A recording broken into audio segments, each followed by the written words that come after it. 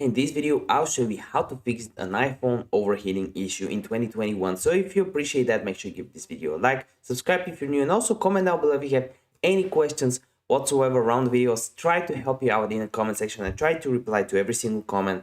So let's start with the first thing you can do, and it's actually to make sure that your iPhone is up to date. So you want to go on your settings, you click on general, and you want to click on the software update option, and you want to make sure that your software is up to date. You want to make sure that is done, because sometimes Apple is aware of overheating issues with some models, and whenever they do an update, that's fixed. So this is the first thing you want to do.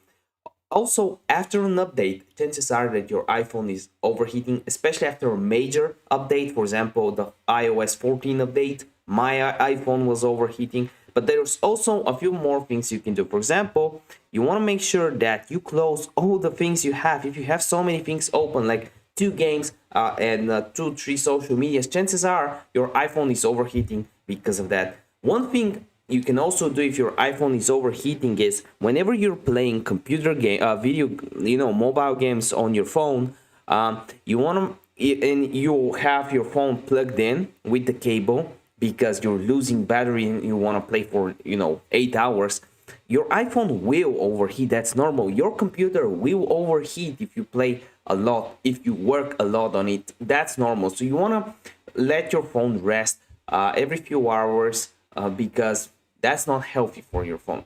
Playing games and having it plugged in is not healthy. I'm working on my phone, I'm recording these videos, and I don't have it plugged in because whenever it overheats, it's better to just leave it to rest. If this video helped you out, give it a like, and I want to see you in the comment section and in another video. Bye.